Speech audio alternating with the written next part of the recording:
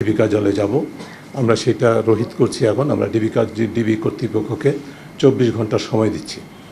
24 ঘন্টার মধ্যে যদি যাদেরকে আটক করা হয়েছে ডিবি কার্যালয়ে তুলে নেওয়া হয়েছে সেটি বন্ধ করা, সেটা তাদেরকে যদি নিঃশর্ত মুক্তি না দেওয়া হয় তাহলে ডিবি কার্যালয় থেকে সামনে মানববন্ধন থেকে শুরু করে আরও কঠোরতর আন্দোলনে বাংলাদেশের নাগরিকের পক্ষ থেকে আমরা সবাই আন্দোলনে ঝাঁপিয়ে পড়ব। এটি সকলের জন্য আমি অবগতির জন্য জানাচ্ছি। এবং সরাসরি এখানে ডিবি কার্যালয়ের প্রতিনিধিরাও আছেন সম্ভবত, তাদেরকেও বলছি এটা না থাকার কথা নয়, তাদেরকেও বলছি এটা আপনার কর্তৃপক্ষকে জানিয়ে দেবেন। কিন্তু একটি কথা আমি বলতে চাচ্ছিলাম, তার মধ্যে প্রথম যে বিষয়টি সেটা হচ্ছে যে সরকার ভুলে গেছে, কর্তৃপক্ষ ভুলে গেছে যে মানুষের বাক স্বাধীনতা, মত প্রকাশের স্বাধীনতা, মানুষের অধিকার ভিত্তিক আন্দোলনের যে স্বাধীনতা, বৈষম্য বিরোধী আন্দোলনের যে স্বাধীনতা, সেটি সাংবিধানিক অধিকার, এটি কোনো অপরাধ নয়। এটা ভুলে গিয়ে এটাকে অপরাধ হিসেবে বিবেচনা করে রাজনৈতিক সুবিধা অর্জনের জন্যই হোক, যেই কারণেই হোক, প্রতিপক্ষকে ঘায়েল করার জন্যই হোক, যেই কারণেই হোক, তারা কিন্তু দমন নিপীড়নের পথ অনুসরণ করেছে। এবং এই পথে তারা সমস্ত রাষ্ট্রীয় প্রতিষ্ঠানগুলোকে, যাদের উপর অর্পিত দায়িত্ব আইনের রক্ষকের, তাদেরকে আইনের ভক্ষকে রূপান্তরিত করার সুযোগ করে দিয়েছে। এবং সেটা তারা অবারিতভাবে করতে পেরেছেন, কারণ দীর্ঘ প্রক্রিয়ার মাধ্যমে এই প্রতিষ্ঠানগুলোকে দলীয়করণ করা হয়েছে। দলীয়করণের মাধ্যমে অতিরিক্ত সক্ষমতা দেওয়া হয়েছে আইন বহির্ভূতভাবে। সেই ক্ষমতাকে নির্বিচারে অপব্যবহার করে মানুষের অধিকার হরণ করছে। স্বল্প মেয়াদে ভাবছে যে তারা তাদের প্রভুদের সুবিধা করে দিচ্ছেন, কিন্তু দীর্ঘমেয়াদে এটা যে বুমেরাং হয় সেটা কিন্তু তারা ভুলে গেছে। পৃথিবীর ইতিহাস বলে, বাংলাদেশের ইতিহাসও তাই বলে, এটা বুমেরাং হতে বাধ্য, সেটা তারা ভুলে যাচ্ছে। কাজে এই পথ থেকে সরে আসতে হবে। আমরা সেই দাবি আবারও জোরালোভাবে উল্লেখ করতে চাই।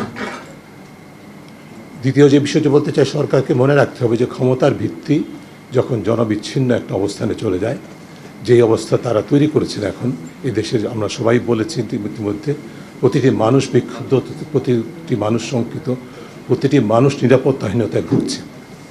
ডিবি বলছে আমাদের শিক্ষার্থী কোঅর্ডিনেটরদেরকে, সমন্বয়কদেরকে নিরাপত্তা দেওয়ার জন্য তাদের ডিবি কার্যালয়ে নিয়ে যাওয়া হয়েছে।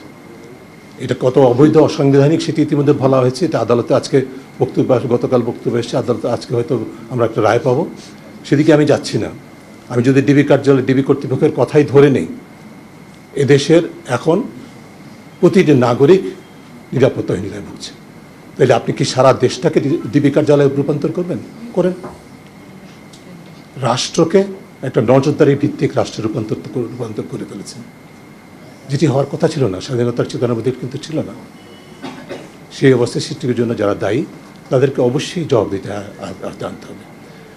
আমরা সকলেই বলছি ন্যায় বিচার চাই। আমাদের প্রতিটা দাবির মধ্যেই ন্যায় বিচারের কথা বলা হয়েছে। আপনারা, আমি অত্যন্ত দৃঢ় বিশ্বাস করি, এই ঘরে যারা উপস্থিত, আমাদের যারা কথা শুনছেন, এর গণমাধ্যমের সূত্রে যারা আমাদের কথাগুলি শুনবেন, সকলেই সম্পূর্ণ একমত। যারা সহিংসতার জন্য দায়ী, যারা হত্যাকাণ্ডের জন্য দায়ী, যারা নির্বিচারে আটকের জন্য দায়ী, যারা মানুষের অধিকার হরণের জন্য দায়ী, তাদের সকলেরই বিচার চাই। এটা এই দেশের প্রতিটি মানুষ দাবি করে। কিন্তু কার কাছে চাইছে বিচার? এই বিচারে যে ফার্স্ট পোর্ট অফ কল, যেগুলো আইন প্রয়োগকারী সংস্থা, বাংলাদেশের ইতিহাস, সাম্প্রতিক ইতিহাস যা বলে, এমন কোনো অপরাধ নাই বাংলাদেশে যেটির মধ্যে আইন প্রয়োগকারী সংস্থার অংশগ্রহণ নেই।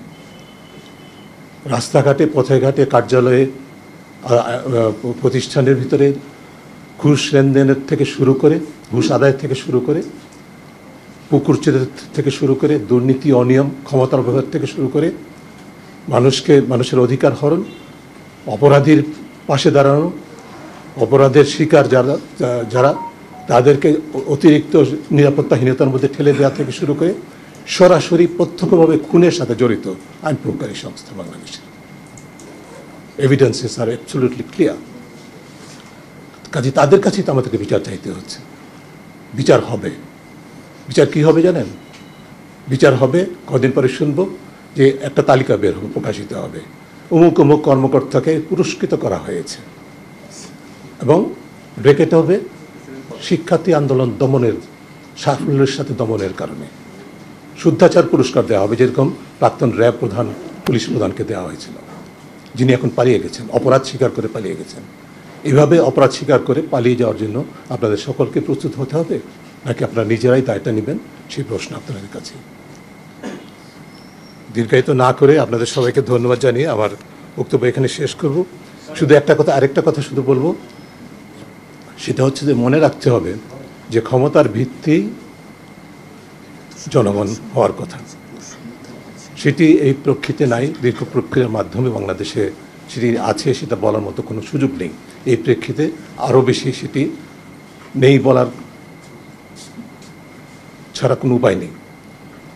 কিন্তু ক্ষমতার ভিত্তি তো আছে, যে ভিত্তিগুলো ক্ষমতার ভিত্তি হিসাবে আছে, সেগুলো যত বেশি অনৈতিকতা এবং দুর্নীতি, অনিয়ম, ক্ষমতার অপব্যবহার দ্বারা নিজেদেরকে শুদ্ধাচার বহির্ভূত করবে, তত বেশি সেগুলো ভঙ্গুর হবে এবং সেই ক্ষমতা ধসে পড়তে বাধ্য। যারা ক্ষমতায় ধরে রাখে, যারা ক্ষমতায় প্রেরণ করে, যারা ক্ষমতায় ধরে রাখেন, তারাই কিন্তু চূড়ান্ত বিবেচনায় সেটি গণতান্ত্রিক প্রক্রিয়াই হোক, অগণতান্ত্রিক প্রক্রিয়ায় হোক,